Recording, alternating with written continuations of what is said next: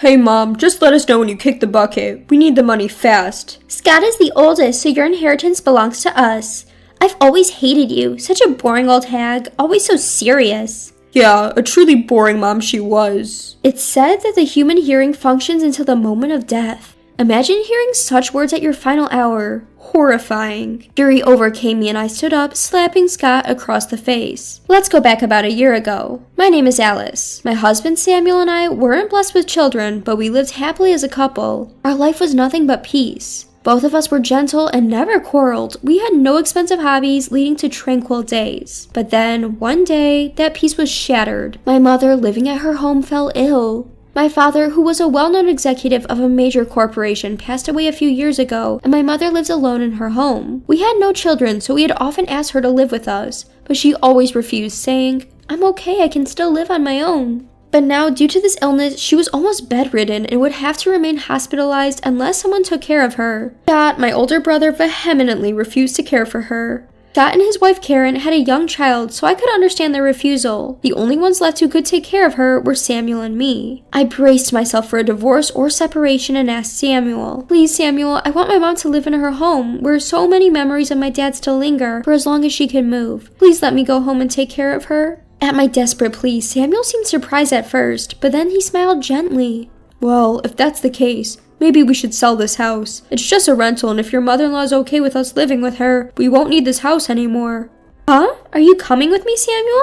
Of course, I'm your husband, Alice. I want to live under the same roof with you always. Tears welled up by Samuel's words. I was so happy to be married to such a kind person. I was truly blessed. My mother found it hard to walk, and she became less and less capable of eating and using the bathroom by herself. Samuel, without any complaints, worked hard with me to take care of her. Our mother was pleased with gentle Samuel. While chatting, she would say every day, "Alice is truly fortunate to be married to a man like Samuel." The progression of my mother's illness was much faster than we or the doctors had thought. With each new thing she became unable to do, she would be filled with sadness and occasionally take out her frustration on us. Each time she would apologize and cry. Seeing her in such pain, all I could do was say, "It's okay, you'll be alright," and cry with her. By the time Christmas approached, she had lost the ability to converse properly. Her speech had become so impaired that she could only communicate through writing. Missing her bright laughter, I was feeling a touch of loneliness when my brother Scott contacted me. "Hello, Alice. I'm planning to visit Mom for Christmas this year. It might be the last time." "Don't say such unlucky things, but I'm happy that you'll come to see Mom. We'll be waiting for you."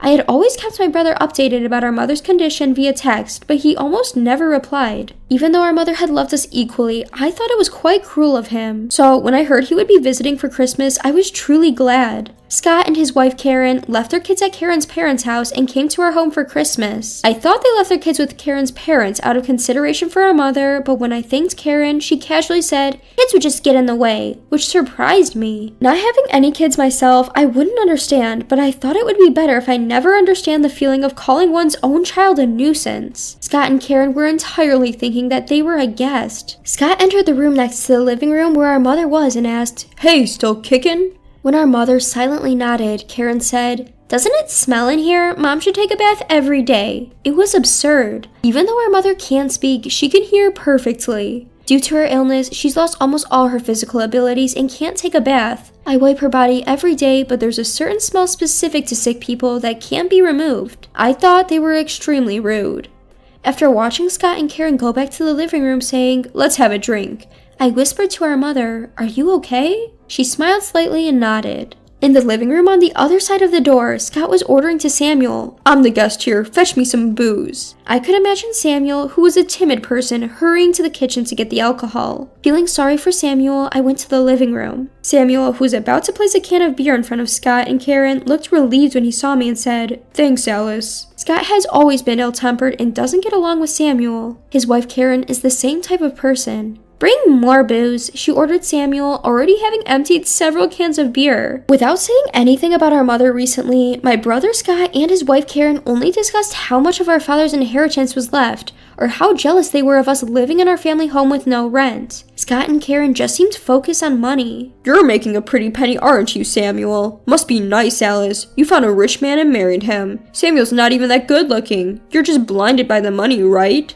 What? No way. Can you stop saying such unpleasant things? Samuel, being a kind man, kept a smile on his face despite the rude comments from my brother. Karen, too drunk by this point, says, "We don't have money because we're always drinking," and clumsily gets up. Karen, where are you going? Instead of going to the bathroom, Karen stood up and opened the door to the room where our mother was sleeping. Karen, with a sneaky grin, said something outrageous at our mother's bedside. "Dear mother-in-law, Scott and I are in dire financial straits. Please go to heaven soon and leave us a lot of money." That's right. It's best for our mother to pass away soon. Free Alice and Samuel. Scott, drunk, responds to Karen's words loudly. As I was frozen in anger, Samuel, who had been smiling next to me, suddenly stood up.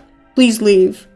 What? What did you say? Please leave. I cannot bear to host people who could say such things to a bedridden person even for a single night. Saying this, Samuel took a few bills from his wallet and handed them to my brother. Get a room nearby and leave by tomorrow. Scott and Karen looked dumbfounded, but seemed happier about receiving the money. They quickly cheered up and exclaimed, "Yay!" and left our house. I knew what kind of people Scott and Karen were, but it was my fault for inviting them into this house. When I tearfully apologized to our mother, who was making a sad face on the bed, she wrote on a memo pad she had at hand, "It's okay, I have prepared everything for after I'm gone." Samuel and I continued to care for our mother as best we could. However, we were told by a doctor that it was becoming difficult for her to continue living at home. She started to become more vacant throughout the day and began asking the same questions over and over, even in hand. Just as the doctor suggested, we decided to admit her to the hospital.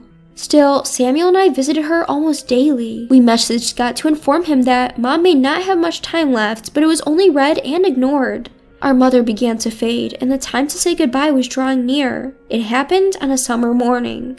When my smartphone rang, I already had a bad feeling. The call was from the hospital, informing us that our mother was in critical condition. Samuel and I immediately headed to the hospital and simultaneously informed my brother that our mother was critically ill. Once at the hospital, the doctor explained her condition to us, and I held her hand. "Mom, are you okay? Please don't leave me behind just yet." Mom slightly squeezed my hand in return, but her feeble grip brought tears to my eyes. I was flooded with memories of her cheerful smile as I realized this was our goodbye. Samuel comforted me by patting my back as I wept. His eyes were also filled with tears, and he reassured me, "Mom has fought hard enough." Just then, the hospital room door opened. It was my brother and Karen, his wife. Karen entered the room and immediately mocked Samuel and me by saying, "Trying to look like the good kids, huh?" I was shocked by their cruelty, even at Mom's last moment. My brother and Karen started to speak near our dying mother. "Hey Mom, you better tell us when you kick the bucket. We need the money soon." "Since Scott is the eldest, your inheritance is ours. I always disliked you. You're such a boring old hag." "Yeah, you were indeed a boring mother." It's said that one's hearing lasts until the moment of death. It pains me that these could be the last words my mother hears. Angered by their disrespect, I sprung up and slapped my brother's cheek. "What the hell are you doing?" "Get out! Stop bothering Mom!" My tearful outburst seemed to take them aback. "Alright, but we're definitely coming back for the money when Mom dies," my brother warned before he and Karen left the room. Overwhelmed with regret, I tightened my grip on my mother's hand and repeated, "I'm sorry." My mom opened her eyes slightly, gave me a weak smile, and lifted herself up a little to pass me a notepad. There was a phone number written on it. I asked, "Do you want me to call this number?" And Mom quietly nodded. Beneath the phone number, she had shakily written, "Thank you." I couldn't stop my tears upon seeing this. Later that day, Mom passed away. I acted as the chief mourner at her funeral. Normally, this role would be taken by the eldest son, my brother. But given his behavior, I wasn't sure what he would do, so I stepped forward. My brother refused to take on the responsibility, saying it was too troublesome, so I became the chief mourner without a fuss. The funeral had gone without a hitch, and my mother was now resting in a small urn. I held my mother's urn crying, while my Samuel was moved to tears watching me. My brother Scott and his wife Karen made fun of us, saying we were putting on a good child act, something I couldn't forgive. Once the funeral was over, we'd have to talk about money. My mother, a director at a large corporation, left behind a significant fortune. Even if Scott and I were to split it, it would be quite a sum. Scott and Karen seemed excited about the prospect, but that excitement quickly faded. The lawyer I hired read out my mother's will, stating that all her assets would be inherited to me and Samuel. "What? Scott's the oldest, right? Why isn't he getting any money?" "Because that's what your mother wished." The lawyer, whose number my mother had left behind, spoke plainly. Apparently, my mother had been preparing to leave her assets to me and Scott even before she passed away. The lawyer, seemingly quite competent, explained why my mother didn't leave anything to Scott and Karen and her will. It was clearly stated in the will my mother left behind that me and Samuel were there for her when she was struggling, whereas Scott and Karen did nothing. We can just ignore the will. We're struggling here. We took out a mortgage on the house thinking we'd get an inheritance. Please give me half. That's right. We'd be in trouble if we suddenly couldn't get any money. I took a deep breath before responding to my fussing brother and his wife. Absolutely not. Scott, Karen, neither of you were there when Mom was suffering. You didn't even visit her. I'll never forget how you showed up when she was weak and told her to hurry up and go to heaven. I also won't forget the horrible things you said to Mom in the hospital at the end. I won't give you a single penny of Mom's money. As I firmly responded, my brother and his wife kept begging for the money for a while, but they gave up and left after the lawyer told them to. When I told Scott not to contact me anymore because I didn't want to see him again, he shouted back, "Same here," but he soon contacted me asking for money again. Scott and Karen seemed to be in trouble, unable to pay their mortgage for the new house they bought, and seemed to have no choice but to rely on me. Scott kept working, but Karen quit her part-time job expecting to get Mom's inheritance, causing their household income to drop drastically. They had to lower their living standards considerably, but Karen couldn't stand it and they started arguing a lot.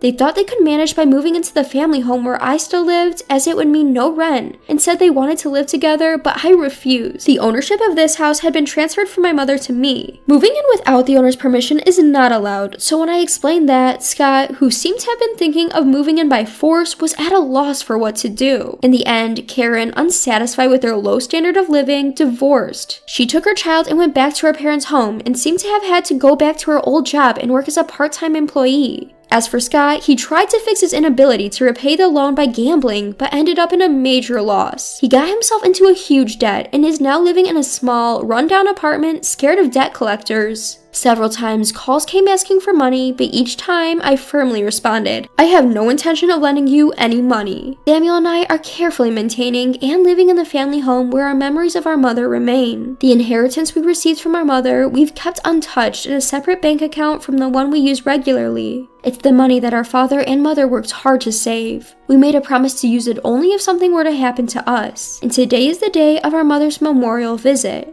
I had something I wanted to report to my mother at her grave, so I visited. "Mom, I'm pregnant. I'm sorry I couldn't let you hold your grandchild. I was told that my body was not very fertile, and I thought I might never be able to have a child, but I discovered I was pregnant a little while after my mother passed away. My mother knew until the end that I wanted a child, and she supported me. I think the fact that I was able to conceive a child, something I was having difficulty with, might have been a final gift from my mother. Please watch over Alice so that she can give birth to our child safely." Samuel says this and bows his head in front of the grave. The wind that passed through was comfortable, and I felt as if my mother had responded.